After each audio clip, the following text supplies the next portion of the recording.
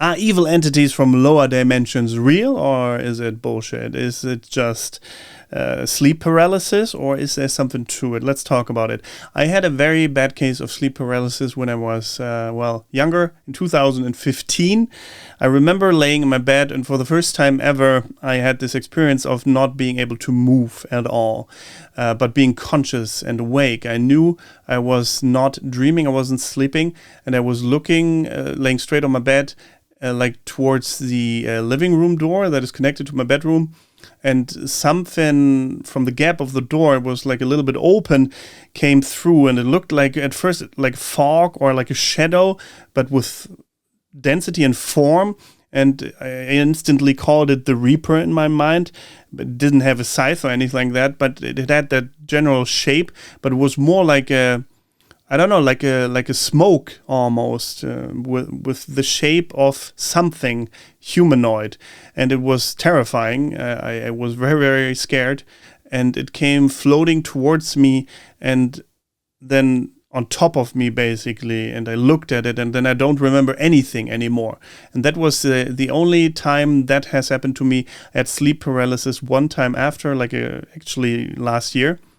I believe it was, where that didn't happen. I repelled basically whatever was going to happen, maybe, by saying, no, I don't want this. Basically, I remember lifting my arm with all my might, and it worked. Before it didn't, obviously. But let's come back to this entity, whatever that was. If it was just my imagination or not, I don't know, but it felt very real. And if you look at the theory of these beings from the astral plane being able to attach to you, especially if you're in a dark time, because back then I was severely depressed, and that is the best time for a being like that to attach to you and to feed off your low vibrations and energy and make you go into this spiral even more. And that is exactly what I felt like. My depression just became worse and worse from that point onwards.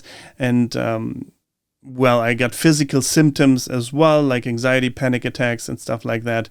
And it just wasn't changing until I changed myself, until I started therapy, yes, but also until I got into spirituality, because therapy helped by talking about stuff, sure, but I did most of that stuff myself. I got into meditation, I tried to get a better mindset, a higher vibration, so to speak, and it definitely did help. I don't know why I had sleep paralysis again this year. Maybe it was just that sleep paralysis, and maybe it was just that before, but maybe not.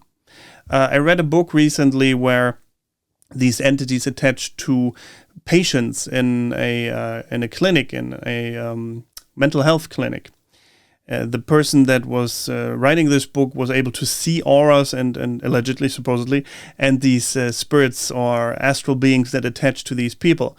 And he said they were in such a bad condition that they couldn't get out of that cycle themselves. So he sent them higher vibrations because he was an ascended master almost, and he could send people frequencies, and he lifted them out of that state, and these beings couldn't attach to them anymore, and they became their normal selves again. So I'm wondering if that theory is true, that these beings exist, how much of mental illness in our world is just these dark entities feeding upon people, and how much is real mental health? Or does it just perpetuate mental illness? If a being like that attaches to you, you are just in a vulnerable state. Maybe you would have gotten better on your own, but then they attach, and then you can't escape for a while, at least until you really try to get out of there by raising vibrations and looking into spirituality and all of that kind of stuff. I know, wild and out there theory. Hope you watched until the end. What do you think? Bye.